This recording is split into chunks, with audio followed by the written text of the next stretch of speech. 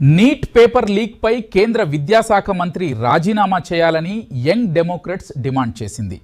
కేంద్ర విద్యాశాఖ మంత్రి రాజీనామా చేయాలని డిమాండ్ చేస్తూ young democrats Andhra Pradesh organising committee ఆధ్వర్యంలో నంద్యాల గాంధీ చౌక్లో నిరసన కార్యక్రమం నిర్వహించారు. నీట్ పేపర్ లీక్ ఘటనపై ప్రభుత్వం పూర్తి బాధ్యత వహించాలని, మృతి చెందిన విద్యార్థుల కుటుంబాలకు వెంటనే ఎక్స్గ్రేషియా ప్రకటించాలని నాయకులు డిమాండ్ చేశారు.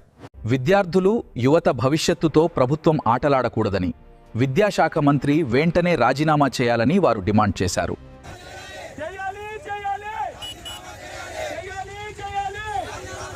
ఇప్పుడు మనము ముఖ్యంగా నీట్ పేపర్ లీక్ తర్వాత ఎంతమంది అయితే స్టూడెంట్స్లు చనిపోయినారో వాళ్లకు ఎటువంటి పరిస్థితిలో కూడా సెంట్రల్ గవర్నమెంట్ ఎక్స్గ్రేషియా ప్రకటించాలని మా యంగ్ డెమోక్రాట్స్ స్టేట్ కమిటీ తరఫు నుంచి నేను డిమాండ్ చేస్తున్నాను.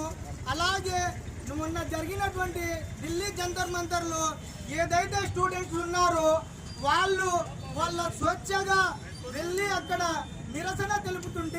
స్వేచ్ఛగా నిరసన తెలుపుతుంటే అక్కడ ఉన్న పోలీస్ వ్యవస్థ కానీ మరియు అక్కడ ఉన్న కేంద్ర ప్రభుత్వం కానీ వాళ్ళ వివరించేటువంటి ఒక్క విషయం కూడా అది మనం హ్యూమన్ రైట్స్ పరంగా తీసుకుంటే అది కరెక్ట్ కాదు. ఎందుకంటే మనము మన రాజ్యాంగంలో ఆర్టికల్ 19 ప్రకారం ప్రతి పౌరుడికి భావ ప్రకటన స్వేచ్ఛ ఉంది. అది మనము ఏం చేస్తున్నామంటే భావ ప్రకటన స్వేచ్ఛ ఆర్టికల్ 19 ప్రకారము ఒకటే మన పుస్తకాల్లోనే ఉంది, కానీ దాన్ని మనము అమలు చేయడం లేదు.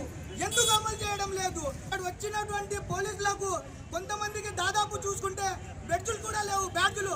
ఇక్కడ మనం చూసుకుంటే మన పోలీస్ సార్ వాళ్ళకందరికీ కూడా బ్యాడ్జులు ఉంటాయి, వాళ్ళ పేర్లు ఉంటాయి. అక్కడ ఉన్న లాఠీ చార్జ్ చేసిన వాళ్ళకు ఎందుకు లేవు పేర్లు అని యంగ్ డెమోక్రాట్ స్టేట్ కమిటీ తరఫు నుంచి నేను తీవ్రంగా ఖండిస్తున్నా.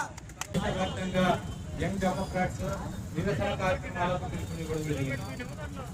ముఖ్యంగా సోదరులారా, మొన్నటి రోజు విద్యార్థుల పైన, యువత పైన వాళ్ళ యొక్క రాజకీయాలు రావాలంటే ఒక విద్వేషాన్ని మనసులోకి విన్నగట్టే విధంగా, వాళ్ళ చేతులను విరగొట్టి కాళ్ళు విరగొట్టే విధంగా మరియు తలలు పాల్గొట్టే విధంగా వాళ్ళు లాఠీ చార్జ్ చేసిన విధానం ఎలా ఉందంటే, స్వతంత్రోద్యమ సమయంలో జలియన్ వాలా బాగ్, అది జంతర్ మంతర్ కాదు, జలియన్ వాలా బాగ్ తలపించింది. అప్పట్లో జనరల్ డయ్యర్ భయం చేస్తున్న ఆలోచన విధానానికి ఏమాత్రం తేడా కనిపించడం లేదు. సోదరులు ఆలోచించాలి.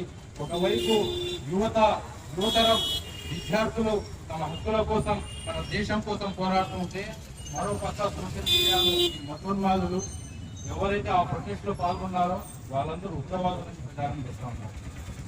ఎవరు మిగిలినారయ్యా భారతదేశంలో? ఈ రాజకీయ లబ్ధి కోసం ముస్లిం వాళ్ళు ఉగ్రవాదులు అన్నారు. ఈ జాతి వ్యతిరేక విధానాలకు వ్యతిరేకంగా పోరాడుతుంటే ప్రజాస్వామ్యవాదులను, రాజకీయ నాయకులను ఉగ్రవాదులు అన్నారు. గిట్టుబాటు ధరల కోసం రైతులు పోరాడితే వారికి ఉగ్రవాదులు ఉన్నారు. నేడు మన భారతదేశంలో 60% ఉన్న యువత తమ హక్కుల కోసం, లీకేజ్ల కోసం, చనిపోయిన యువత కోసం పోరాడుతుంటే ఆ యువకులు ఉగ్రవాదులు. అసలు ఈ కలికాలమా లేక పోయే కాలమా అనేది